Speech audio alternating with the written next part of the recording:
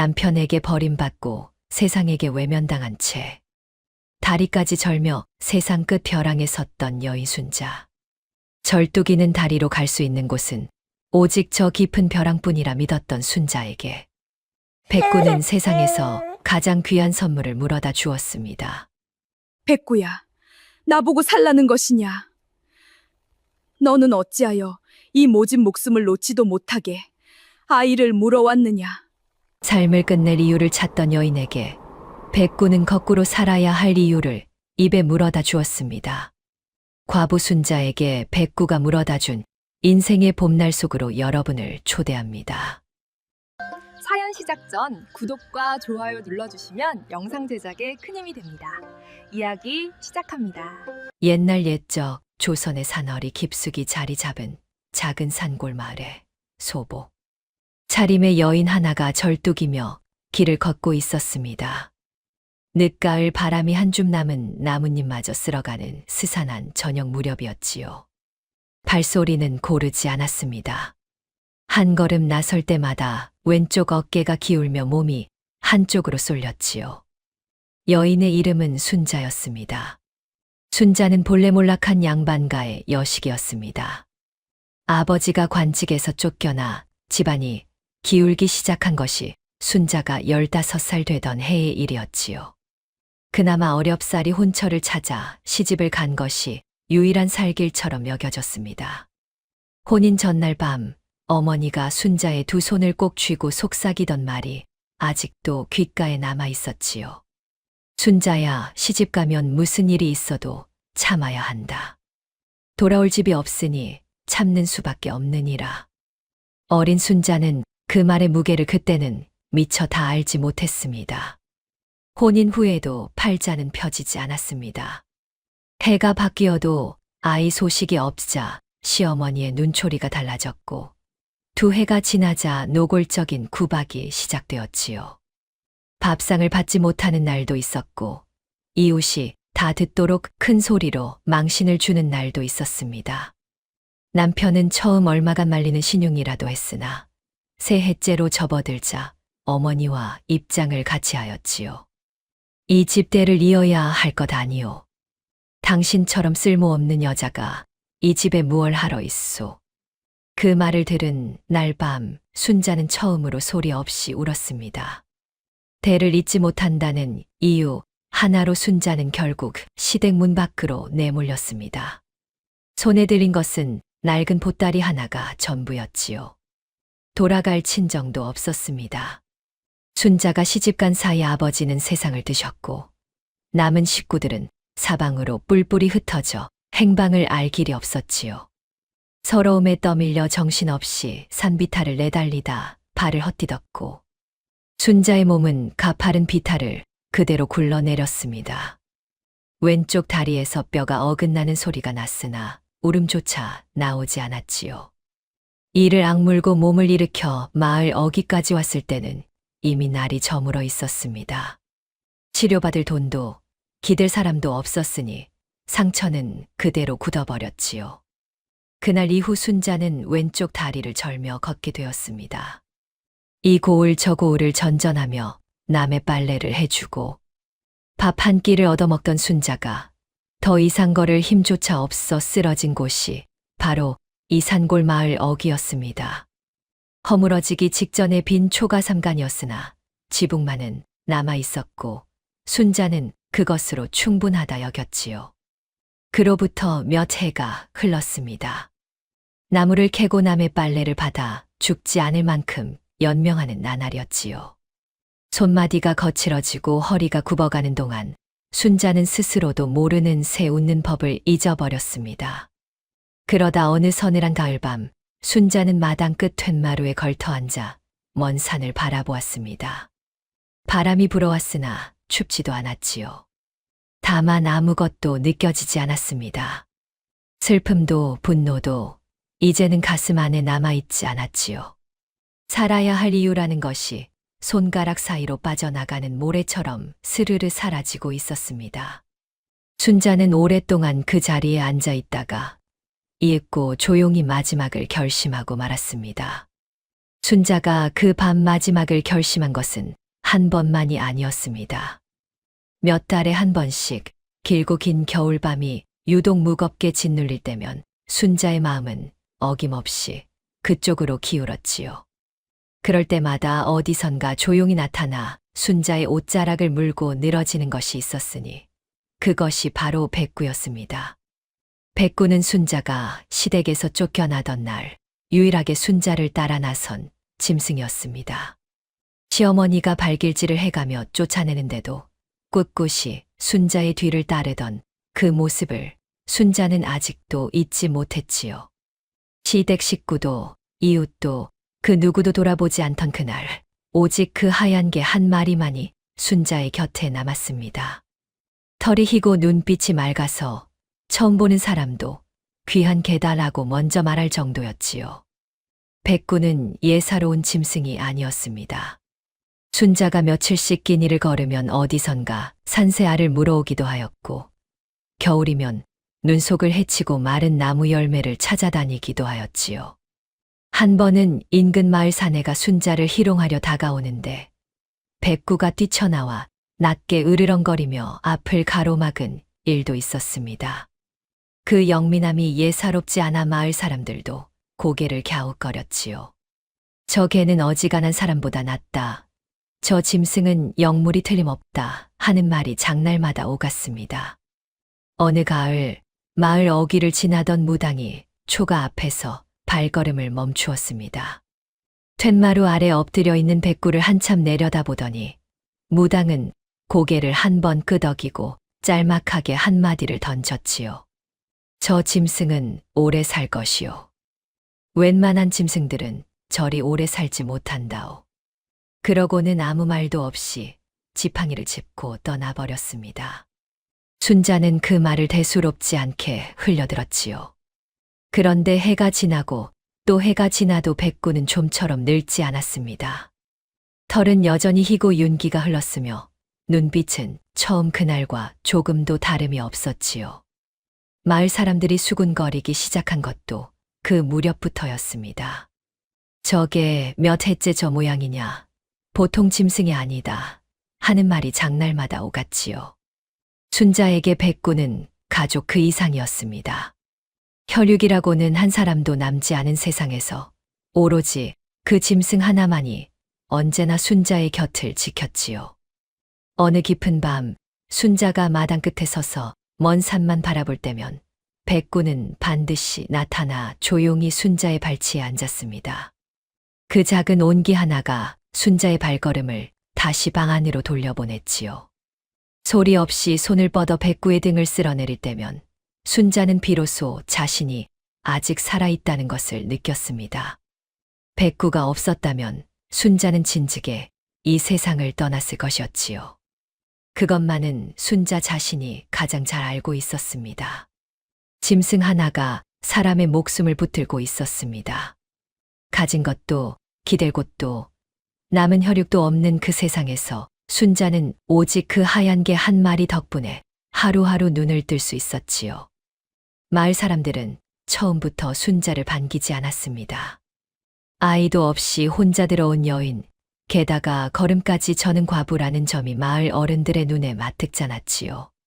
장날이면 어디서 나왔는지 알 수 없는 여인이 절뚝이며 나타나 나무를 팔고 말 한마디 없이 돌아가는 모습이 어쩐지 불길하게 여겨졌습니다. 그러던 어느 봄, 마을 어른들이 모인 자리에서 이런 말이 흘러나왔습니다. 저 여인, 남편복은 없어도 부정 타는 재주는 타고났나 보. 처음에는 농담처럼 오가던 말이 어느새 마을 안에 자리를 잡았지요. 비가 늦게 오면 순자 때문이고 농사가 잘못되면 순자 탓이었습니다. 아무도 대놓고 내쫓지는 않았으나 아무도 순자를 사람으로 대하지도 않았습니다. 그런데 그 멸시가 유독 집요한 사람이 있었으니 바로 방앗간 주인 춘식이었습니다.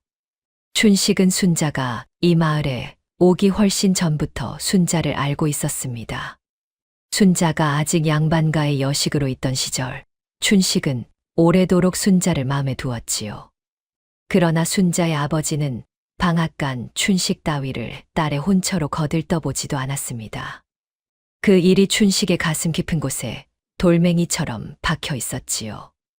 몰락한 양반 여식이 절뚝이는 과부가 되어 자기 마을 어귀에 들어앉았을 때 춘식은 그것이 자신을 무시한 것에 대한 하늘의 응보라고 속으로 비웃었습니다. 저것이 양반집 여식이라더니 꼴 좋다. 저 신세에 무슨 체면이 남았다고 말도 없이 다니느냐. 장날마다 장꾼들 사이에서 이런 말을 흘리는 것이 춘식이었습니다. 대놓고 욕을 하는 것도 아니어서 그 말을 들은 사람들은 킬킬대며 넘어갔지요. 하지만 그 말은 어김없이 순자의 귀에도 들어왔습니다. 순자는 아무 내색도 하지 않았지요. 오히려 더 고개를 낮추고 묵묵히 나물 광주리를 챙겨 집으로 돌아왔습니다. 가진 것 하나 없는 초가삼간에서 죽지 못해 연명하는 나날이었지요. 마을 어귀를 지날 때면 아이들이 돌멩이를 던지기도 하였고 우물가에 가면 안악들이 슬그머니 자리를 피하기도 하였습니다. 한 번은 장날에 순자가 내놓은 나물 광주리를 아무도 거들떠보지 않아 해질 무렵까지 한 묶음도 팔지 못하고 집으로 돌아온 적도 있었지요. 그날 밤 순자는 아무것도 먹지 못했습니다. 그 고립 속에서도 순자는 말없이 하루하루를 버텼습니다. 새벽에 일어나 산을 오르고 나무를 캐고 내려와 빨래를 받고 다시 산으로 올라가는 일을 반복하였지요. 다리가 쑤시고 허리가 아파도 멈출 수가 없었습니다. 멈추면 그날은 굶어야 했으니까요. 그나마 저녁 어스름이 내려앉을 무렵 집으로 돌아오면 대문 앞에서 꼬리를 치며 기다리는 백구가 있었지요. 그것이 순자가 그 모진 나날을 버텨낼 수 있었던 유일한 이유였습니다. 그해 겨울은 유난히 눈보라가 매서웠습니다. 12월이 채 다 지나기도 전에 눈이 허리까지 쌓였고 밤이 되면 바람 소리가 산 전체를 뒤흔드는 것 같았지요. 순자는 며칠째 집 밖을 나서지 못하고 아궁이 앞에 쭈그리고 앉아 마른 솔가지를 조금씩 대며 버티고 있었습니다. 먹을 것도 바닥을 보이고 있었지요. 아궁이 앞에 옹송그리고 앉아 있으면 등 쪽에서는 찬바람이 들어오고 그나마 불 앞쪽만 조금 따뜻할 뿐이었습니다. 그런데 그날 밤 백구가 갑자기 사라졌습니다. 저물녘부터 보이지 않더니 한참이 지나도록 돌아오지 않았지요. 순자는 바람 소리 너머로 백구를 불러보았으나 아무런 대답이 없었습니다. 이 눈보라에 어딜 간 것이냐. 방문을 열고 내다보았으나 어둠 속에 눈발만 날릴 뿐이었지요. 백구의 발자국이 눈 속에 찍혀 있었으나 바람에 금세 지워지고 있었습니다. 순자는 할 수 없이 방으로 들어와 백구를 기다렸습니다. 기다리는 동안 가슴속에서는 설명하기 어려운 불안이 조금씩 피어올랐지요. 밤이 깊어 거의 한밤중이 될 무렵 대문 밖에서 긁는 소리가 들렸습니다. 순자가 황급히 나가보니 온몸이 눈에 뒤덮인 백구가 서 있었지요. 그런데 입에 큼지막한 뭔가를 물고 있었습니다. 처음에는 산속에서 짐승이라도 잡아온 것인가 싶었지요. 그런데 가까이 가서 보니 그것은 짐승이 아니었습니다. 비단으로 된 강보 뭉치였지요. 이게 무엇냐? 어디서 이런 것을 물어왔느냐? 순자는 강보를 받아 들고 방 안으로 들어왔습니다. 산골 안악이 평생 만져볼 일 없는 귀한 비단이었지요. 처음에는 산 어딘가에서 옷가지라도 주워온 것이겠거니 하고 접힌 부분을 펼치려는 순간 안에서 가냘프고 파릇한 울음소리가 터져 나왔습니다. 순자의 손이 굳었지요. 다시 조심스럽게 강보를 열어보니 파랗게 질린 갓난아기의 작은 얼굴이 드러났습니다. 세상에! 순자는 그 자리에서 할 말을 잃었습니다. 아기는 이미 입술이 새파랗게 변해 있었고 작은 손발은 얼음장처럼 차가웠지요. 숨이 붙어 있다는 것이 기적 같았습니다. 순자는 정신없이 아기를 품속에 끌어안았지요. 한편 그 시각 산 어귀 고갯길 초입의 주막에서 늦도록 술잔을 기울이던 방앗간 춘식이 눈보라 속에 무언가를 입에 물고 산 깊은 쪽에서 내달려오는 하얀 개의 모습을 흘끗 보았습니다. 눈이 어리서릿하여 잘못 본 것이려니 하였지요. 그러나 분명 비단 같은 뭔가를 물고 있었습니다.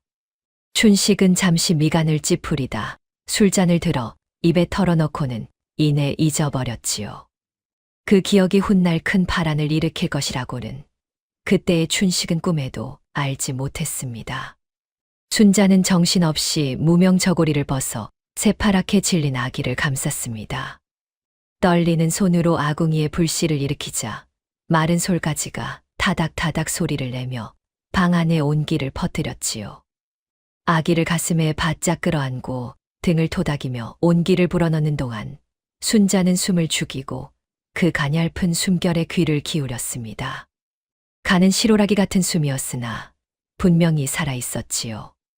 한참을 품 안에 안고 있은 끝에야 죽은 듯 늘어져 있던 아기의 입술에 발그레한 핏기가 돌기 시작했습니다. 가냘프지만 또렷한 울음소리가 다시 터져 나오자 순자는 그제야 길게 한숨을 내쉬었지요. 자신도 모르는 사이 뺨을 타고 뜨거운 것이 흘러내리고 있었습니다. 순자는 옆에 가만히 앉아있는 백구에게로 눈길을 옮겼습니다. 눈 묻은 털을 그대로 매단 채 자신을 빤히 올려다보는 그 두 눈은 짐승의 것이라기엔 너무도 깊은 무언가를 머금고 있었지요. 순자의 가슴 안에서 울컥하는 것이 밀려올랐습니다. 백구야, 나보고 살라는 것이냐? 너는 어찌하여 이 모진 목숨을 놓지도 못하게 아이를 물어왔느냐? 그래, 하늘이 너를 통해 내게 살라 하시는구나. 순자는 아기를 내려놓지 않은 채 한 손으로 강보를 다시 살폈습니다. 산골 안악이 평생 만져볼 일 없는 귀한 비단 위에 무어라 읽을 수 없는 기이한 문양이 정성스레 수놓아져 있었지요. 이 강보 하나가 이 아이의 뿌리를 증명하는 유일한 실마리일 수 있다는 생각이 스쳐 지나갔습니다. 이것만은 함부로 없애거나 팔아서는 안 된다는 묵직한 무게가 느껴졌지요. 순자는 강보를 괴짝 가장 깊은 곳에 밀어넣고 자물쇠로 단단히 잠갔습니다. 그 무렵 같은 시각의 산속에는 이런 일이 있었습니다. 한양에서 내려오던 길에 자객의 추격을 받은 유모가 길을 벗어나 깊은 산으로 도망쳐 들어가다 눈보라 속에 쓰러졌지요. 마지막 힘으로 강보를 바위 그늘에 숨긴 채 유모는 그 자리에서 절명하였습니다. 뒤늦게 흔적을 따라온 자객들은 유모의 시신만 확인하고는 강보는 짐승이 물어갔을 것이라 결론 지은 채 돌아갔지요. 박 판서 측에는 손주가 죽었다는 보고가 올라갔고 시신조차 수습하지 못한 박 판서는 깊은 절망 끝에 더 캐묻기를 포기하였습니다. 산골초가 안에서는 아기가 순자의 품 안에서 새근새근 잠이 들었습니다. 순자는 그 작은 얼굴을 오래도록 내려다보았지요. 살아가야 할 이유를 찾지 못해 마지막을 결심하던 여인이 이제는 살려내야 할 생명을 품에 안고 있었습니다. 순자는 메마른 입술로 가만히 속삭였지요. 우리 딱 하루만 더 살아보자꾸나. 순자는 아이의 이름을 짓는데 한참을 고심했습니다. 하루 이틀을 품에 안고 지내는 동안에도 마땅한 이름이 떠오르지 않았지요. 백구가 물어온 아이이되 그렇다고 걔 이름자를 이어받는 것은 아이를 향한 예의가 아닌 듯 싶었습니다. 어떤 이름을 붙여주어야 이 아이의 고단한 시작을 조금이라도 따뜻하게 감싸줄 수 있을까 하고 순자는 밤마다 생각에 잠겼지요. 그러다 불현듯 떠오른 것이 있었습니다. 그날 밤 그 모진 눈보라 속에서도 끝내 꺼지지 않고 살아남은 아기의 작은 숨결이었지요. 하늘이 지켜준 아이라는 뜻으로 천우라 이름 짓기로 했습니다. 입안에서 몇 번이고 굴려보니 그 이름이 아이에게 잘 어울린다는 생각이 들었지요. 순자는 아픈 다리를 이끌고 이른 새벽마다 산을 탔습니다. 천우가 밥 먹을 나이가 되자 먹을 것이 더 필요해졌고 나물 한 줌이라도 더 캐야 했지요. 산비탈을 오르내릴 때마다 왼쪽 다리가 쑤시고 아팠으나 순자는 멈추지 않았습니다. 다리가 아프다는 것도 허리가 끊어질 것 같다는 것도 천우의 재롱거리는 얼굴을 보면 어느새 잊혔지요. 천우는 무럭무럭 자랐습니다. 걸음마를 뗀 것도 첫말을 한 것도 또래 아이들보다 빠른 편이었지요. 산속을 함께 다니며 이것저것 보여주면 눈을 반짝이며 따라왔고 한 번 들은 것은 좀처럼 잊지 않았습니다. 순자는 그런 천우를 바라볼 때마다 가슴이 뭉클하였지요. 마을 사람들 사이에서는 처음부터 수군거림이 끊이지 않았습니다. 쫓겨난 과부가 갑자기 갓난 아기를 품에 안고 나타났을 때부터 장날이면 어김없이 저 아이 어디서 난 아이냐, 남정네도 없는 집에 왜 나이냐 하는 말이 오갔지요.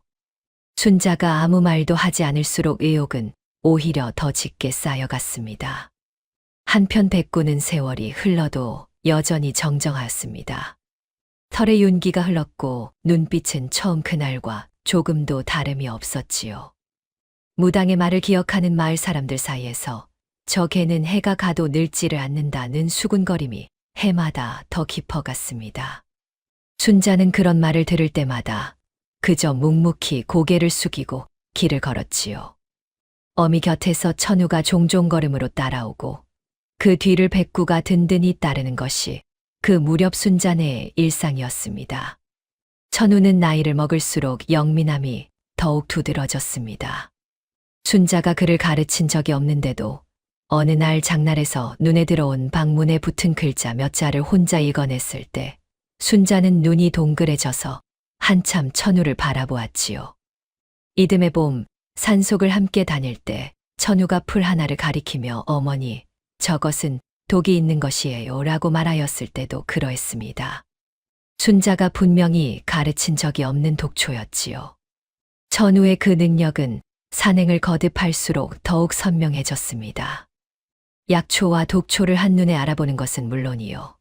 어떤 풀뿌리가 어느 곳에 숨어 있는지까지 귀신같이 찾아냈지요. 산속의 짐승들도 천우를 경계하지 않았습니다. 산토끼가 달아나지 않고 가만히 앉아 있거나 노루가 가까이 다가와 코를 벌름거리다 가는 일도 있었지요. 백구는 그런 천우의 곁에서 언제나 그림자처럼 따랐으니 산속에서 둘이 나란히 걷는 모습은 사람과 개라기보다 오랜 것 같았습니다. 천우가 8살 되던 해 마을 서당의 훈장이 장날에서 천우를 우연히 만났습니다. 천우가 나물 광주리 옆에 쭈그리고 앉아 멍석 위에 손가락으로 글자를 긋고 있는 것을 보고 말을 걸었지요. 얘야, 저것이 무슨 글자냐? 천우는 고개를 들고 또렷하게 대답하였습니다. 이니예지입니다. 훈장은 그 자리에서 굳어버렸지요. 누가 가르친 것이냐 물으니 천우는 고개를 갸웃거리며 그냥 알았어요 라고만 하였습니다. 그날 이후 훈장은 천우의 일을 마음 깊이 새겨두었습니다.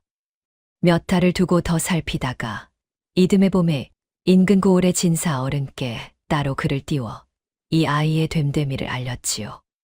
가난한 과부의 아들이나 제주마는 당대의 드문 아이라는 내용이었습니다. 그 편지 한 장이 훗날 천우의 응시기를 열어줄 처지년이 되리라고는 그때의 훈장도 미처 헤아리지 못했지요. 순자는 그 사실을 한참 뒤에야 전해 들었습니다. 훈장이 직접 초가로 찾아와 천우를 서당에 드리고 싶다고 하자 순자는 말없이 눈물을 삼켰지요. 고맙다는 말도 기쁘다는 말도 선뜻 입 밖으로 나오지 않았습니다. 다만 오래도록 고개를 숙이고 있다가 이윽고 천천히 몸을 낮추었지요. 서당에 들어간 첫날 천우는 마당 한켠에 서서 주변을 살폈습니다.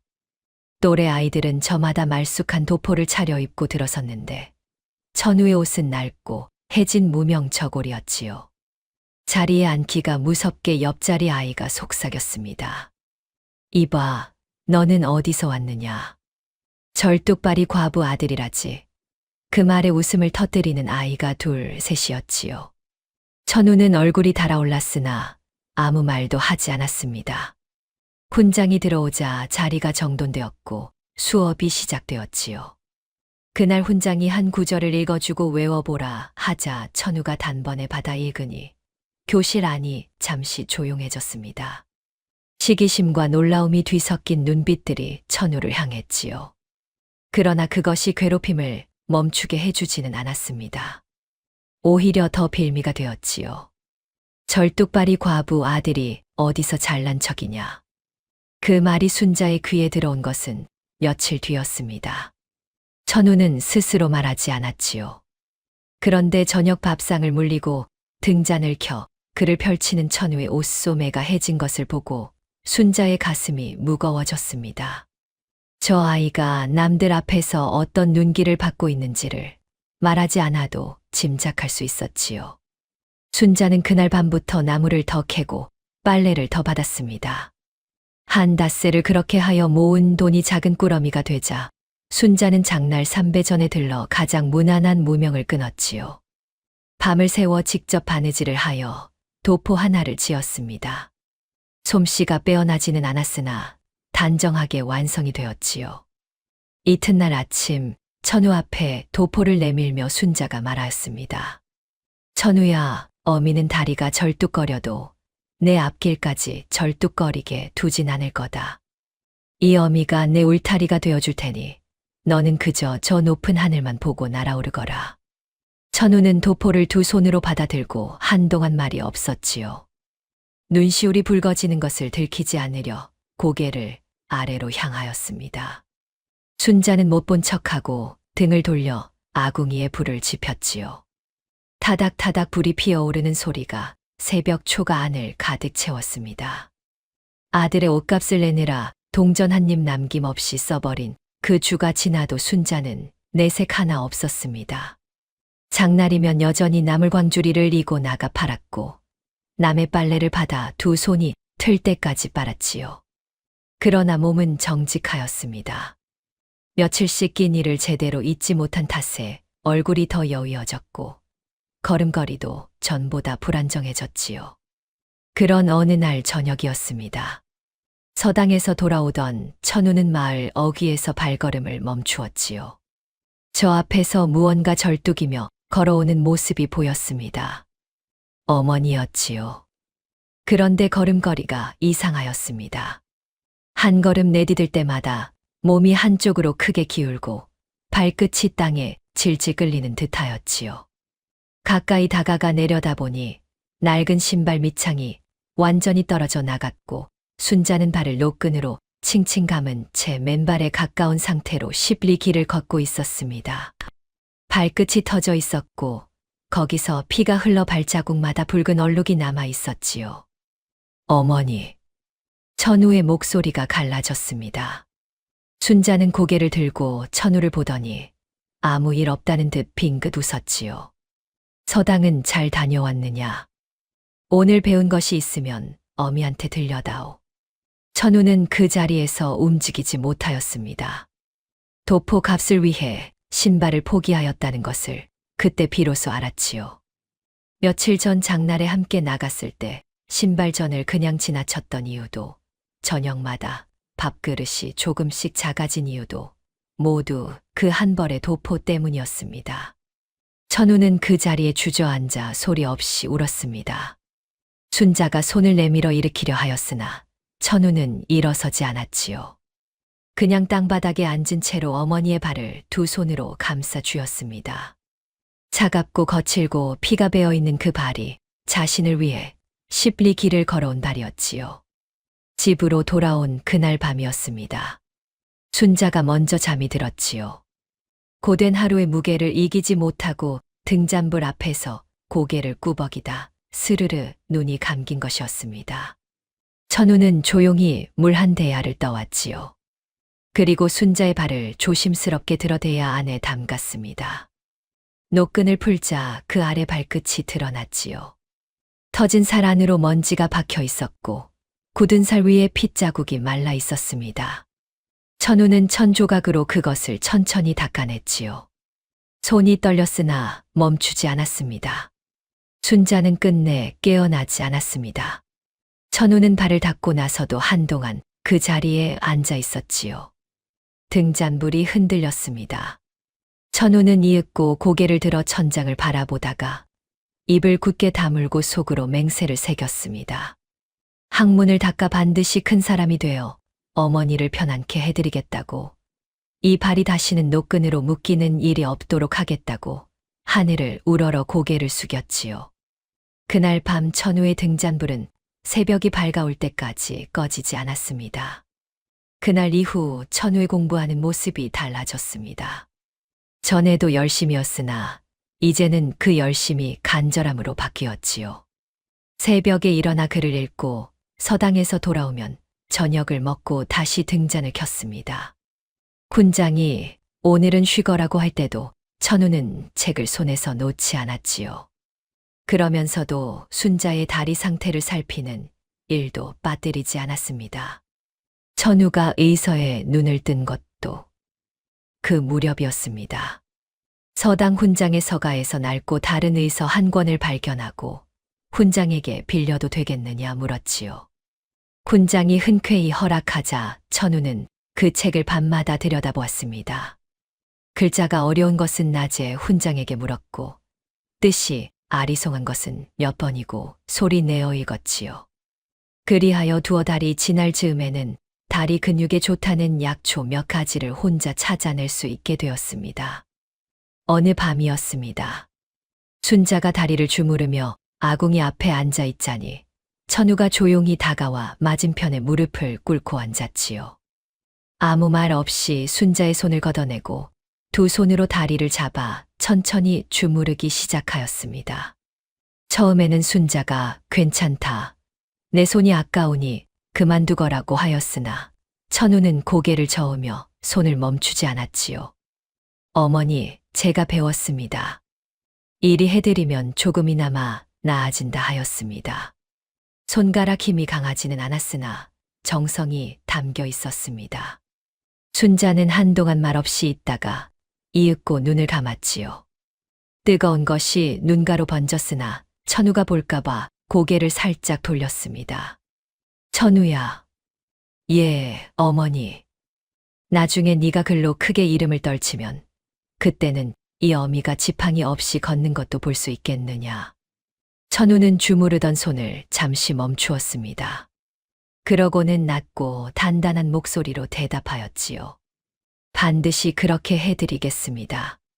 학문으로 입신하되 의술도 함께 익혀 어머니의 다리를 제가 직접 고쳐드리겠습니다. 그리고 가난하여 의원도 못 만나보는 이들도 제 손으로 살피겠습니다. 순자는 아무 말도 하지 않았습니다. 다만 눈을 감은 채 천우의 두 손이 움직이는 온기를 느끼고 있었지요. 방 안의 등잔불이 조용히 흔들리다가 다시 곧게 섰습니다.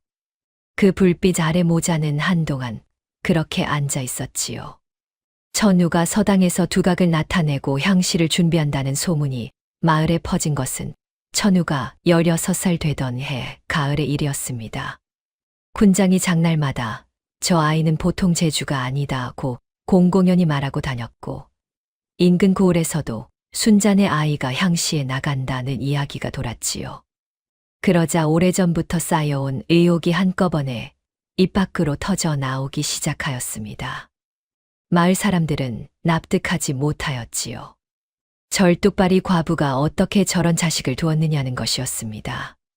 남정네 하나 드나든 적 없는 초가에서 갑자기 갓난아기가 나타났고 그 아이가 이제 향시를 준비한다니 마뜩자는 기색이 곳곳에서 새어나왔지요. 그 수군거림에 기름을 부은 것이 방앗간 춘식이었습니다. 천우의 출세가 배 아프기로는 말해서 춘식을 따를 자가 없었지요. 그날도 술자리에서 잔을 거푸 비우던 춘식이 옆자리 장꾼들에게 넌지시 말을 꺼냈습니다. 내가 그날 밤 두 눈으로 똑똑히 보았다. 저 집게가 비단 뭉치를 입에 물고 산속에서 달려 나오더니 그 다음 날 아침 갑자기 아이가 생기지 않았느냐. 도대체 저 강보가 어디서 온 것인지 아이가 네 자식인지 아무도 모르지 않느냐. 수년간 마을에 쌓여온 의혹과 춘식의 목격담이 한자리에서 맞물리자 그 말은 입에서 입으로 번져 장날이 채 파하기도 전에 시장 안을 가득 채웠습니다. 천우의 이름과 함께 어미도 모르고 애비도 모르는 아이라는 말이 공공연히 오갔지요. 천우가 그 말을 들은 것은 장터 어귀를 지나던 길이었습니다. 처음에는 발걸음을 멈추지 않았지요. 그러나 집으로 돌아오는 내내 그 말이 머릿속을 맴돌았습니다. 사실 천우는 어려서부터 어렴풋이 이상한 점을 느낀 적이 있었지요. 어머니와 자신의 생김새가 닮지 않은 것, 강보 이야기가 나올 때마다 순자의 표정이 굳어지는 것, 그런 것들이 하나씩 마음 한켠에 쌓여 있었으나 차마 묻지 못하였던 것이었습니다. 며칠간 천우는 밥도 제대로 넘기지 못하며 산을 헤맸습니다. 어릴 때부터 어머니와 함께 다니던 그 산길을 혼자 걸으니 발밑에 밟히는 풀 한 포기, 바위 그늘 하나가 모두 순자와의 기억으로 가득하였지요. 저 바위 아래에서 함께 나무를 캐던 날, 저 모퉁이에서 어머니가 다리가 아파 잠시 앉았던 날, 그런 것들이 하나씩 떠오를 때마다 가슴 안에서 무언가가 뒤틀렸습니다. 내가 이 사람의 자식이 아니라면 이 모든 것은 무엇이었는가? 그 물음이 산을 오르는 내내 천우의 발목을 붙들었지요. 사흘째 되던 저녁 천우는 지쳐 집으로 돌아왔습니다. 그런데 방문을 열자마자 순자가 아무 일 없다는 듯 저녁상을 들고 나오는 것이 아니겠습니까? 며칠이나 집을 비웠는데도 순자는 한마디도 묻지 않았습니다. 다만 밥상을 내밀며 많이 먹어라고만 하였지요. 그 한마디에 천우는 자리에 무너지듯 고개를 숙였습니다. 피 한 방울 섞이지 않은 자신을 위해 신발을 노끈으로 감으며 쉽리 길을 걷고 끼니를 굶으며 도포를 지어준 사람이 바로 이 어머니였지요. 그것을 알고 있으면서도 흔들렸다는 사실이 부끄러웠습니다. 천우는 밥상 앞에 앉아 천천히 숟가락을 들었지요. 어디서 온 아이인지보다 누구의 아들로 살 것인지가 더 중요하다고 마음속으로 다시 한번 굳게 새겼습니다. 천우의 비범함을 진작부터 눈여겨보던 인근 고을 진사 어른이 서당 훈장과 함께 발벗고 나선 것은 천우가 17살 되던 해 이른 봄이었습니다. 두 어른의 보증으로 몰락한 양반과 친정의 호적이 다시 정리되었고 천우는 순자의 양자로 정식 입적되어 향시에 응시할 자격을 얻었지요. 그 과정이 순탄하지만은 않았습니다. 과부의 양자라는 사실에 코웃음 치는 자도 있었고 절뚝발이 여인니가 어디서 아이를 구해다 키웠냐며 노골적으로 물어보는 자도 있었지요. 그러나 진사 어른의 명망이 워낙 높았던 까닭에 끝내 입적이 이루어졌습니다. 천우는 향시에 나가 장원을 차지하였습니다. 그것도 단 한 번에 두 번 볼 것 없이 단박에 장원을 하였지요. 문장이 깔끔하고 논지가 날카로우며 필력까지 단정하다는 평이 시관들 사이에서 오갔고 그 이름이 인근 고을을 넘어 한양까지 알려지는 데에는 오래 걸리지 않았습니다. 이름이 퍼지면서 천우의 출신에 관한 기이한 풍문도 함께 따라다녔습니다. 눈보라치는 밤에 개가 비단 당보를 물어왔고 절뚝이는 과부가 그 아이를 키워 장원을 시켰다는 이야기였지요. 사람들은 그것을 신기한 이야기거리로 삼았으나 어느 한 사람에게는 그것이 신기한 이야기로 그치지 않았습니다. 한양에 사는 권세가 박판서가 그 풍문을 전해 들은 것은 어느 봄날 저물녘이었습니다. 박판서는 얘기를 전해 듣는 도중 들던 찻잔을 내려놓았지요. 눈보라치는 밤, 비단당보, 산골과부. 그 세 가지가 머릿속에서 맞물리는 순간 가슴이 철렁 내려앉았습니다. 17년 전 잃어버린 손주의 행방과 시기, 정황이 너무도 맞아떨어졌지요.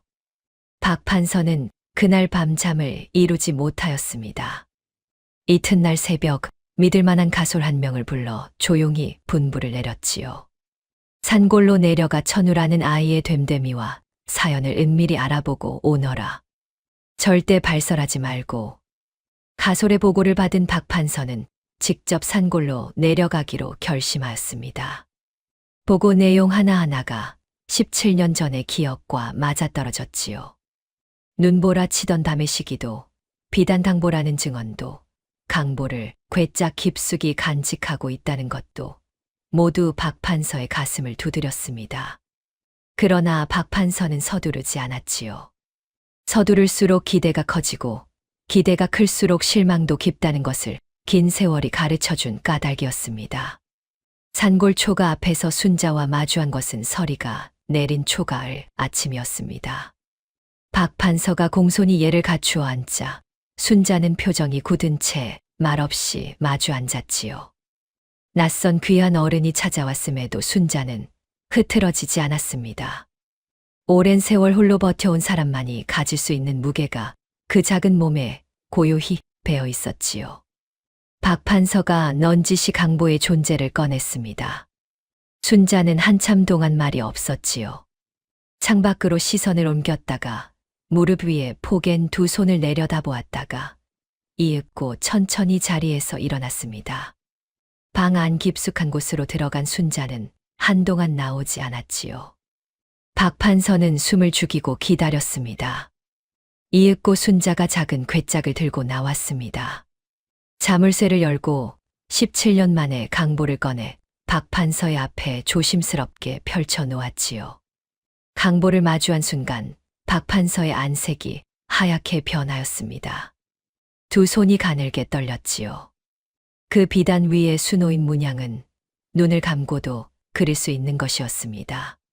죽은 외며느리가 아이가 태어나기 전부터 달포를 공들여 술을 놓았던 강보였지요. 외아들이 아이가 태어나면 이 강보에 싸겠소라며 웃던 날이 어제 일처럼 떠올랐습니다. 그 외아들이 이제 이 세상에 없다는 것을 박 판서는 17년이 지난 지금도 가끔 잊고 살았지요. 박 판서는 오랫동안 말을 하지 못하였습니다. 눈을 감고 있다가 이윽고 굵은 눈물 한 줄기를 흘렸지요. 그러고는 순자를 향해 천천히 몸을 낮추었습니다. 이 은혜를 어찌 갚아야 할지 모르겠소. 순자는 고개를 저었습니다. 소인은 살았고 아이도 살았으니 그것으로 충분하옵니다. 17년 전 외아들 내외가 지방에서 한양으로 돌아오던 길에 자객들의 습격을 받아 변을 당하였고 유모가 갓난 손주만 안고 눈보라 속을 도망치다 깊은 산속에서 절명한 뒤로 손주의 행방을 알 수 없었다는 비극이 17년 만에 비로소 마무리되는 순간이었습니다. 당시 자객들이 강보는 짐승이 물어갔을 것이라 보고한 까닭에 박 판서 또한 손주는 죽은 줄로만 알고 긴 세월을 살아온 것이었지요. 박 판서는 가솔 한두를 곁에 붙여 순자를 모시게 하려 하였으나 순자는 한사코 사양하였습니다. 이 산이 소인의 평생이 없고 낯선 이의 시중을 받는 것이 도리어 송구하옵니다. 박 판서는 그 깊은 뜻을 헤아려 더는 강권하지 못하였지요. 산고를 떠나 한양으로 돌아가는 길, 박 판서는 가마 안에서 오래도록 눈을 감고 있었습니다. 강보를 손에 쥔 채로 아들의 얼굴을 생각하였지요. 그리고 그 아들을 닮은 얼굴의 아이가 이 먼 산골에서 가난한 과부의 손에 자라났다는 것을 오래도록 가슴 안에서 사귀며 내려왔습니다. 한양은 천우가 평생 본 것과 달랐습니다. 기와집이 줄지어선 넓은 길, 채색 비단이 쌓인 시전, 갓을 쓴 선비들이 담소를 나누는 사랑채 풍경이 산골 소년의 눈에는 낯설고 아득하게 느껴졌지요. 성균관 담장 안으로 들어서던 날 아침, 천우는 잠시 발걸음을 멈추고 새벽 하늘을 올려다보았습니다. 저 산골 초가에서 어머니가 지금 이 시각 무엇을 하고 있을지를 생각하니 한양의 넓은 하늘이 오히려 낯설고 무겁게 느껴졌지요. 아침 안개가 성균관 담장 너머로 스미는 것을 바라보며 천우는 천천히 숨을 들이쉬었습니다. 여기까지 오는데 얼마나 많은 것들이 소진되었는가를 천우는 그 새벽 공기 속에서 조용히 헤아렸지요. 성균관 유생들 사이에서 천우를 대하는 눈길은 처음부터 곱지 않았습니다. 배경도 없고 후원하는 세도가도 없는 산골 출신이라는 것이 금세 알려졌지요. 개가 물어온 아이라더니 그 풍문이 맞는 것 같다며 비웃는 자도 있었고 일부러 자리를 내어주지 않거나 서책을 감추는 일도 있었습니다. 한 번은 식당에서 자리를 잡고 앉았더니 옆에 있던 유생이 대놓고 자리를 옮기는 일도 있었지요. 천우는 그 자리에서 아무 말도 하지 않았습니다. 다만 젓가락을 내려놓고 잠시 밥그릇을 내려다보았지요. 어머니가 끼니를 굶으며 지어준 도포를 입고 서당에 갔던 날이 떠올랐습니다. 그때도 비웃는 자들이 있었지요. 그러나 천우는 그날도 아무 말을 하지 않았습니다. 그리고 지금도 하지 않았지요. 품속에는 언제나 순자가 발을 칭칭 감았던 낡은 노끈 한 조각이 들어 있었습니다. 가슴이 서늘해지거나 마음이 꺾일 것 같을 때마다 천우는 그것을 손가락으로 더듬었지요. 그러면 순자의 발자국마다 붉은 얼룩이 남아있던 그 저녁길이 눈앞에 떠올랐고 몸속에 다시 불이 지펴졌습니다. 비웃는 자들의 목소리가 그날 밤 천우의 귓가에서 사라지고 나면 남는 것은 언제나 어머니의 그 발뿐이었지요. 그 발이 걸어온 길이 지금 천우를 이 자리에 세워놓은 것이었습니다. 성균관에 들어온 지 보름이 지날 무렵 천우의 학문이 소문을 타기 시작하였습니다.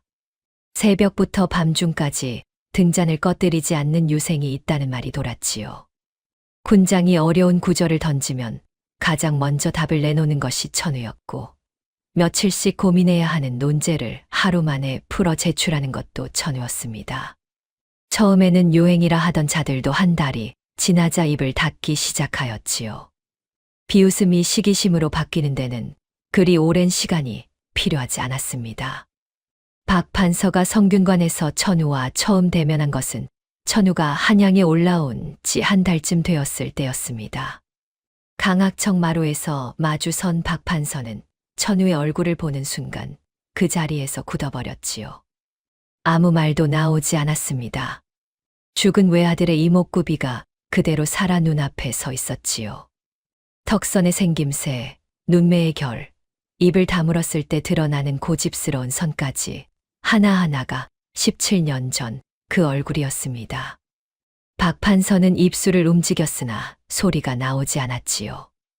오랫동안 잊으려 애써온 얼굴이 이렇게 살아서 눈앞에 서 있을 줄은 17년 내내 꿈에서도 기대하지 못하였습니다. 눈가로 무언가 뜨거운 것이 번지기 시작하였지요. 박 판서는 고개를 숙이고 그것을 감추려 하였으나 이내 포기하였습니다. 천우는 그 자리에서 노인이 왜 우는지를 한동안 알지 못하였습니다. 다만 흰 수염을 가늘게 떨며 눈물을 흘리는 노인의 모습이 낯설면서도 어쩐지 가슴 한 귀퉁이를 건드렸지요. 천우는 아무 말 없이 서 있었습니다. 무엇라 해야 할지 알 수 없었지요. 이윽고 박 판서가 떨리는 목소리로 한마디를 내뱉었습니다. 내 아비를 많이 닮았구나. 그 말이 천우의 가슴 안으로 조용히 떨어졌지요. 피와 뼈가 이어진 사람이 세상에 존재한다는 것을 천우는 그 자리에서 처음으로 온전히 받아들였습니다. 어릴 때부터 어렴풋이 알고 있었고 장날의 수군거림으로 확인하였고 산골에서 박 판서를 처음 보았을 때 짐작하였지만 이 순간만큼 그 사실이 몸속 깊은 곳까지 파고든 적은 없었지요. 한동안 먹먹한 기분이 이어졌습니다. 그러나 천우는 그 감정 안에 오래 머물지 않았지요. 이 노인의 눈물이 자신에게 무엇을 요구하는 것인지 천우는 아직 알지 못하였습니다. 다만 한 가지만은 분명하였지요. 이 자리에서 흔들려서는 안 된다는 것이었습니다. 어머니께 보답할 날을 그리며 글 공부와 의서 공부를 함께 이어가겠다는 다짐을 다시 한번 가슴 깊이 새겼지요. 한양의 밤은 깊고 조용하였으나 천우의 등잔불만은 늘 가장 늦게까지 꺼지지 않았습니다. 박 판서에게 친손주가 살아 돌아왔다는 소식은 박씨 문중의 한 사람에게 청천벽력이었습니다. 박 판서의 조카 박진사는 수년 전부터 후사 없는 박 판서의 재산과 문중 후계자 자리를 서서히 자기 것으로 굳혀가던 참이었지요. 그런데 손주가 살아 돌아온다면 그 모든 것이 한순간에 무너지게 됩니다. 박진사의 얼굴에 핏기가 가셨지요. 더욱 박진사를 옥죄어 오는 것이 있었습니다. 17년 전의 일이었지요. 당시 박판서에게는 권세를 다투던 정적이 있었고 박진사는 그 정적과 은밀히 손을 잡았습니다. 박판서의 외아들 내외가 지방에서 한양으로 돌아오는 길목에 자객을 들이민 것이 박진사였지요. 모든 일이 정적의 손으로 이루어진 것처럼 꾸며졌고 그 정적은 이후 다른 사건으로 몰락하여 죽었습니다. 박진사는 그것으로 모든 것이 묻혔다고 여겨왔지요. 단 하나 박진사가 17년 내내 안심하였던 것은 갓난아기가 설령 어딘가 살아있다 하더라도 자신의 출신을 증명할 방도가 없으리라는 믿음이었습니다. 그런데 비단 당보가 세상에 나왔습니다. 박진사의 손이 가느다랗게 떨렸지요. 무엇보다 박진사가 가장 두려워한 것은 순자였습니다. 17년 전 그 겨울밤 유모가 강보를 숨긴 바위 근처에서 어떤 일이 있었는지를 아는 사람은 없었지만 순자가 그 강보를 17년간 고이 간직하였다는 사실 자체가 위험하였지요. 만약 어떤 경로로든 그날 밤 산속의 정황이 순자를 통해 밝혀진다면 자객들의 이름이 드러날 것이고 그 연락책을 추적하면 박진사 자신에게 닿을 수 있었습니다. 박진사는 치밀하게 움직였습니다. 자기 가솔은 결코 쓰지 않았지요. 외지에서 칼잡이들을 은밀히 사들이되 산골 사정을 알만한 길잡이가 필요하였습니다. 가솔을 통해 수소문하던 중 천우의 출세를 유달리 배아파하는 마을 사람이 있다는 것을 전해 들었지요. 그 이름이 방앗간 춘식이었습니다. 박진사는 연락책을 통해 춘식에게 접근하였습니다. 목돈 몇 냥이 춘식의 손에 쥐어졌고 선금과 함께 박진사 방계 가문에서 가솔들에게 하사하는 특정 문양의 은재 놀이개 하나가 신표로 건네졌지요. 춘식은 그것이 무엇을 의미하는지 깊이 따지지 않았습니다. 다만 눈앞에 놓인 돈이 달콤하였고 순자와 천우를 향한 오랜 앙금이 그 결정을 쉽게 만들었지요. 박진사의 손은 순자가 약초를 캐러 다니는 길목과 시각을 정확히 파악하는 일부터 시작하였습니다. 봄비가 내리던 날이었습니다. 아침부터 하늘이 낮게 깔리더니 이슬비가 산자락을 적시기 시작하였지요. 그런 날이면 순자는 늘에 집 안에 머물렀으나 그날은 달랐습니다. 전날 천우에게 보낼 약초가 아직 덜 모아진 것이 마음에 걸렸지요. 성균관에서 공부하는 천우가 기운이 없을까봐 지난 보름간 틈틈이 말려두던 약초 꾸러미를 채우려면 산삼잎 몇 줄기가 더 필요하였습니다. 순자는 도롱이를 걸치고 지팡이를 짚었지요. 백구가 따라 나서려 하였으나 순자가 손을 저었습니다. 너는 집을 봐라. 비가 오는데 늙은 몸이 고생할 것 없다. 백구는 마당 끝에서 순자의 뒷모습을 바라보며 낮게 낑낑거렸지요. 순자는 뒤를 돌아보지 않고 산길로 접어들었습니다. 처음 한 시지는 별일이 없었습니다. 산중턱 바위 그늘 아래에서 약초 몇 줄기를 캐고 물이 불어난 계곡을 옆으로 돌아 윗길로 올랐지요. 비가 조금씩 굵어지고 있었으나 순자는 서두르지 않았습니다. 아픈 다리에 무리가 가지 않도록 천천히 한 발 한 발 내디디며 익숙한 길을 걸었지요. 그런데 바위 모퉁이를 돌아서는 순간 앞쪽 수풀 사이에서 인기척이 났습니다. 순자는 발걸음을 멈추었지요. 짐승의 소리가 아니었습니다. 나뭇가지를 밟는 소리, 숨을 죽인 사람의 발소리였지요. 순자가 뒤로 물러서려 하였으나 이미 늦었습니다. 숲을 양쪽에서 두 사내가 모습을 드러냈지요. 얼굴을 반쯤 천으로 가린 자들이었습니다. 손에는 칼이 들려 있었지요. 순자는 뒷걸음질 쳤습니다. 다리가 성치 않은 탓에 발이 엉키었지요. 빗길에 미끄러운 산길이었으나 순자는 이를 악물고 버텼습니다. 지팡이를 앞으로 내밀며 물러서고 또 물러서는 사이 어느새 등 뒤가 벼랑 끝이었지요.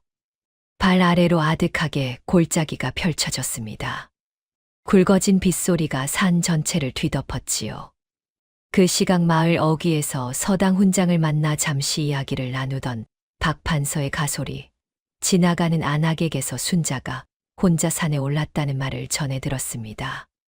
가슴이 철렁 내려앉은 가솔은 곧장 말을 달려 인근 사냥꾼들을 불러 모았지요. 그리고 그 소식이 파발처럼 달려 천우의 귀에 닿은 것은 저물녘이었습니다. 천우는 읽던 책을 그 자리에 엎어두고 밖으로 달려나갔지요. 수색대가 산을 오르기 시작한 것은 어둠이 내려앉기 직전이었습니다. 빗속에서 횃불을 밝히며 여러 갈래로 흩어졌지요. 천우는 박판서가 보낸 가솔들을 뒤로하고 앞장서서 달렸습니다. 어릴 때부터 어머니와 함께 다니던 산길이 발바닥에 새겨져 있었지요. 눈을 감고도 어느 모퉁이에 무엇이 있는지를 알 만큼 천우에게 이 산은 몸의 일부나 다름없었습니다. 빗줄기가 굵어지고 있었습니다. 횃불이 빗속에서 몇 번이나 꺼질듯 흔들렸지요. 나뭇가지가 얼굴을 핥히어도 천우는 속도를 줄이지 않았습니다. 가슴 속에서 무언가가 조여들었지요. 어머니가 아직 살아있다는 것을, 살아있어야 한다는 것을 천우는 근거도 없이 믿었습니다. 그런데 앞에서 무언가가 달려왔습니다. 백구였지요. 언제 집을 뛰쳐나왔는지 이미 산 중턱까지 올라와 있었습니다. 늙은 몸으로 빗속을 달려온 탓에 숨이 가빴으나 백구는 멈추지 않았지요. 천우의 앞을 지나쳐 윗길로 향하며 짖었습니다. 천우는 백구를 따랐지요. 벼랑 끝에 순자가 매달려 있는 것을 발견한 것은 백구가 먼저였습니다. 두 사내가 순자를 몰아붙이는 과정에서 순자가 발을 헛디뎌 벼랑 가장자리 바위를 두 손으로 붙잡은 채 아래로 반쯤 떨어진 상태였지요. 빗물이 손끝을 타고 흘렀고 소나기 힘이 조금씩 빠져나가고 있었습니다. 바위를 붙잡은 손가락 마디가 하얗게 질렸지요. 발 아래 골짜기는 아득하게 어두웠습니다. 사내들은 아래를 내려다보며 순자의 손이 놓이기를 기다리고 있었지요. 서두를 것이 없다는 듯 팔짱을 끼고 있었습니다. 순자는 이를 악물었지요. 아들 생각이 났습니다. 저 아이가 아직 어머니를 편안케 해드리겠다는 약속을 이루지 못하였는데 이 벼랑 아래로 떨어질 수는 없다는 생각이었지요. 손가락에 마지막 힘을 모았습니다. 그러나 빗물에 젖은 바위는 미끄러웠고 손이 조금씩 흘러내렸지요. 백구가 먼저 뛰어들었습니다. 한 사내의 옷자락을 힘껏 물어뜯었지요. 사내가 발길질을 하며 뒤로 물러서는 사이 천우가 벼랑 끝으로 몸을 던졌습니다. 두 손으로 순자의 손목을 단단히 붙잡고 발끝을 바위 틈새에 걸어 몸을 고정시켰지요. 순자의 무게가 두 팔로 쏟아졌습니다. 빗속에서 두 사람은 한동안 그렇게 매달려 있었지요. 어머니, 제가 왔습니다. 놓지 마십시오. 순자는 아래를 내려다보다 천우의 얼굴을 보았습니다. 빗물이 뺨을 타고 흘러내리는데도 천우의 눈은 흔들리지 않았지요. 순자는 이를 악물고 남은 힘을 손끝에 모았습니다. 뒤이어 달려온 가솔들과 사냥꾼들이 나머지 사내를 제압하는 사이 천우는 온 힘을 다해 순자를 끌어올렸지요. 두 사람이 벼랑 위로 올라온 순간 순자는 그 자리에 주저앉았습니다. 천우가 어머니를 꼭 끌어안았지요. 어머니, 이제 제가 지킬게요. 그 말이 끝나기도 전에 옆에서 낮은 소리가 들렸습니다. 백구였지요. 사내의 옷자락을 물고 늘어지던 백구가 발길질에 옆구리를 얻어맞고 쓰러져 있었습니다. 가쁜 숨을 몰아쉬며 천우를 올려다보고 있었지요. 천우가 달려가 백구를 품에 안았습니다. 백구의 입에는 사내의 옷자락 한 조각이 물려 있었고 그 조각에서 무언가 빗물 위로 떨어졌지요. 가솔 하나가 재빠르게 그것을 수습하였습니다. 작고 납작한 은재 놀이개였지요. 특이한 문양이 새겨진 그것을 들여다보던 가솔의 눈살이 좁아졌습니다. 며칠 뒤 박판서가 다시 찾아왔습니다. 천우를 한양으로 데려가겠다는 뜻이었지요. 이번에는 천우도 거절하지 않았습니다. 그러나 순자는 자신은 남겠다 하였지요. 박 판서가 함께 오시길 청하였으나 순자는 억지로 웃으며 고개를 저었습니다. 이 산이 소인의 평생이 없고 천우는 천우의 길로 가야 하지 않겠습니까? 천우는 그 말을 듣고 한동안 고개를 들지 못하였습니다. 떠나는 날 아침, 천우는 순자 앞에 무릎을 꿇고 두 손으로 어머니의 손을 잡았지요. 아무 말이 없었습니다. 순자도 아무 말이 없었지요. 가마에 오른 천우가 마지막으로 뒤를 돌아보니 초가 마당에 서서 손을 드는 순자의 옆에 백구가 함께 서 있었습니다. 늙고 지친 몸으로 가마를 향해 몇 걸음 따라오다 멈춰서는 백구의 모습이 고갯마루를 넘을 때까지 천우의 눈에서 사라지지 않았지요. 한양의 박판서 대저택은 넓고 조용하였습니다. 그러나 천우의 마음은 조용하지 않았지요. 화려한 방 안에 홀로 앉아 있으면 어머니의 마지막 미소가 자꾸만 눈앞에 떠올랐습니다. 억지로 웃은 것이었지요. 슬픔을 감추기 위해 입꼬리를 올린 것이었습니다. 그 얼굴이 가슴에 박혀 천우는 밤마다 잠을 제대로 이루지 못하였지요. 넓은 방 안에서 뒤척이다 눈을 뜨면 어머니가 홀로 산골 초가에 앉아 있을 것 같은 느낌이 좀처럼 가시지 않았습니다. 그러던 어느 날 아침 가솔 하나가 박 판서의 서재로 천우를 불렀습니다. 박 판서가 탁자 위에 무언가를 올려놓고 굳은 얼굴로 앉아 있었지요. 그것은 그날 벼랑 아래에서 수습한 은재 놀이개였습니다. 박 판서는 그것을 오래 들여다보더니 천천히 입을 열었지요. 이 문양을 아느냐? 놀이개에 새겨진 문양은 박씨 본가에서 쓰는 것과 달랐습니다. 매화줄기가 비틀리듯 얽힌 독특한 양식이었지요. 박 판서 직계가 아닌 반계, 그 가운데서도 박진사 쪽에서만 쓰는 문양이었습니다. 박 판서는 그것을 확인하는 순간 이미 어느 정도 짐작하였지요. 그러나 짐작과 확인 사이의 거리는 때로 천리보다 멀었습니다. 박 판서는 말없이 잡힌 칼잡이를 신문하도록 하였지요. 칼잡이는 처음에 버텼으나 오래 가지 못하였습니다. 이윽고 연락책에 이름을 실토하였지요. 연락책을 잡아들이자 박진사 쪽 인물임이 드러났습니다. 연락책은 처음에 모른다 하였으나 박진사 가솔 중 뜻밖의 인물이 먼저 입을 열었지요. 박진사가 술에 취하면 17년 전 이야기를 되뇌었다는 것, 자객들에게 연락을 넣었던 것이 박진사 자신이었다는 것, 그리고 이번에 순자를 없애려 한 것도 그 연장선이었다는 것이 낱낱이 드러났습니다. 박진사가 17년 전 박 판서의 정적과 손잡고 외아들 내외를 죽음으로 몰아넣었으며 이번에는 유일한 산증인이 될 수 있는 순자의 입을 막으려 하였다는 전말이 하나씩 밝혀졌지요. 천우는 그 자리에서 모든 것을 전해 들었습니다.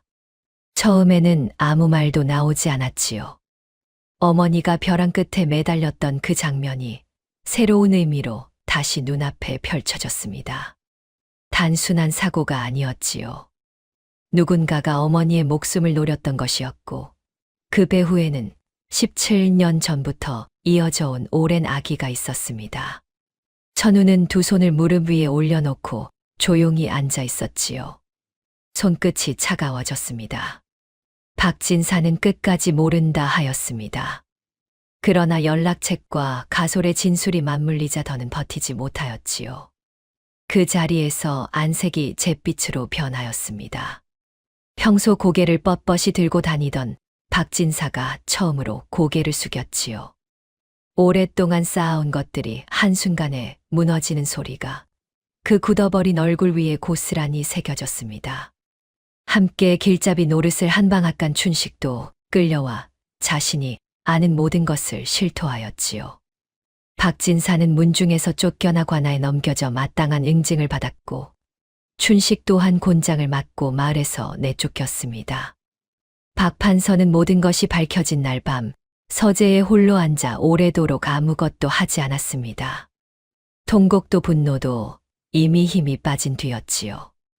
외아들 내외가 떠난 것이 피를 나눈 조카의 계략이었다는 사실이 분노보다 먼저 깊은 무너짐으로 왔습니다. 17년이었지요. 17년을 가슴에 묻고 살아왔는데 그 죽음이 하늘의 뜻이 아니라 사람의 손에서 비롯된 것이었습니다. 등잔불이 흔들렸지만 박 판서는 심지를 돋우지 않았지요. 그 어둠 속에 그냥 앉아 있었습니다. 이윽고 창밖에서 새벽이 밝아오기 시작하였지요. 박 판서는 그제야 자리에서 천천히 일어났습니다. 이튿날 박 판서는 직접 산골로 내려갔습니다. 순자의 초가 마당에 들어서더니 망설임 없이 땅에 두 손을 짚고 이마가 땅에 닿도록 큰 절을 올렸지요. 평생 양반의 예를 지켜온 노인이 산골 과부 앞에 몸을 낮춘 것이었습니다. 마당에 흙이 차가웠으나 박 판서는 고개를 들지 않았지요. 이 가문이 평생 은혜를 잊지 않고 모시겠습니다. 순자는 몸둘 바를 모르며 옆으로 비켜섰습니다. 소인이 받을 절이 아니옵니다 라고 하였으나 박 판서는 한동안 고개를 들지 않았지요. 순자는 그 굽어진 등을 내려다보다 이윽고 조용히 눈을 감았습니다. 17년 전 눈보라 치던 밤이 떠올랐지요. 파랗게 질린 갓난 아기를 품에 안고 불씨를 일으키던 그 새벽이 이 한 장면으로 마무리되는 것 같았습니다. 마당 한켠에서 그 광경을 지켜보던 백구가 조용히 꼬리를 흔들었지요. 늦가을 햇살이 마당을 가만히 감쌌습니다. 순자가 한양으로 발걸음을 옮긴 것은 그로부터 한 달 뒤였습니다. 천우가 직접 산골로 내려와 어머니 앞에 무릎을 꿇었지요. 제가 곁에서 어머니를 돌봐드리고 싶습니다. 이제는 제 차례입니다. 순자는 처음에 고개를 저었습니다. 낯선 집에서 낯선 이들 사이에 끼어 사는 것이 자신과 맞지 않는다고 하였지요. 그러나 천우는 물러서지 않았습니다. 사흘을 그 초가 앞에 머물며 아침 저녁으로 어머니 곁에 앉아 있었지요. 결국 순자가 먼저 입을 열었습니다. 그래, 가자꾸나. 내가 너무 오래 혼자 있었다. 백구도 함께였지요. 가마 옆에 나란히 걸으며 한양까지 내려왔습니다. 한양에 처음 도착하던 날 밤, 순자는 오랫동안 잠을 이루지 못하였습니다. 방이 너무 넓었지요. 평생 한 사람이 누우면 꽉 차는 초가방에서 살아온 몸이 사방으로 뻗어도 벽에 닿지 않는 이 방을 도무지 받아들이지 못하였습니다. 아궁이 냄새도 없었고 밤새 삐걱이는 문짝 소리도 없었지요. 너무 조용하고 너무 따뜻하였습니다. 순자는 자리를 펴고 누웠다가 이내 벽 쪽으로 몸을 웅크리고 눈을 감았지요. 뒤척이다 새벽이 되어서야 겨우 눈이 감겼습니다. 이튿날 아침 가솔이 아침상을 들고 들어왔습니다. 반찬이 10가지가 넘었지요. 순자는 잠시 그 상을 내려다보다 젓가락을 들었습니다. 밥 한 숟갈을 뜨는데 목이 메었지요. 평생 나물 한 가지에 된장국이 전부였던 밥상이었습니다. 이것이 지금 자신이 앉아 있는 자리인지 순자는 한동안 실감이 나지 않았지요. 가솔이 나가고 나자 순자는 밥그릇을 내려놓고 방 안을 천천히 둘러보았습니다. 벽에 걸린 채색 병풍, 반질반질하게 닦인 마루, 창호지가 반듯하게 발린 미닫이 문. 그것들이 모두 자신과는 다른 세상의 것처럼 느껴졌지요. 그러나 날이 쌓이면서 몸이 조금씩 익숙해졌습니다. 천우가 아침마다 곁에 앉아 다리를 주무르고 저녁마다 의서에서 익힌 방법대로 침을 놓는 날이 거듭되면서 순자의 몸이 달라지기 시작하였지요. 처음에는 침 한 개가 들어갈 때마다 순자가 이를 악물었습니다. 그러나 한 달이 지날 무렵부터는 아침에 일어날 때 다리가 전보다 가벼워진 것이 느껴졌지요. 천우는 한양의 이름난 침술가를 3명이나 청하여 의견을 들었고 온양 온천 요양을 3번 다녀왔습니다. 완전히 낫는 것은 어려웠지요. 이미 수십 년이 굳어버린 다리였으니까요. 그러나 지팡이를 짚지 않고 마당을 한 바퀴 걸을 수 있게 된 날, 순자는 아무 말 없이 한동안 그 자리에 서 있었습니다. 처음 한 발을 내디딜 때 손에 쥔 것이 아무것도 없다는 것을 확인하였지요. 두 번째 발을 내디뎠고 세 번째 발을 내딛었습니다. 마당을 끝까지 걸어가 담장 앞에서 멈추었지요. 뒤를 돌아보니 방문 앞에서 천우가 서 있었습니다. 아무 말도 하지 않았지요. 다만 눈가가 붉어져 있었습니다. 순자도 아무 말을 하지 않았지요. 눈가에 번지는 것을 손등으로 훔치며 고개를 끄덕였을 뿐이었습니다. 백구는 저택 마당 양지 바른 곳에 자리를 잡았습니다. 더 이상 산을 오르지 않아도 되었고 눈보라 속을 달리지 않아도 되었지요. 그저 따뜻한 햇살 아래 엎드려 눈을 가늘게 뜨고 마당을 오가는 사람들을 바라보았습니다. 천우는 그런 백구 옆을 지날 때마다 조용히 등을 쓸어주었지요. 눈보라 치는 밤에 어미를 살리고 벼랑 끝에서 어미를 지킨 그 짐승에게 천우가 해줄 수 있는 것은 그것뿐이었습니다.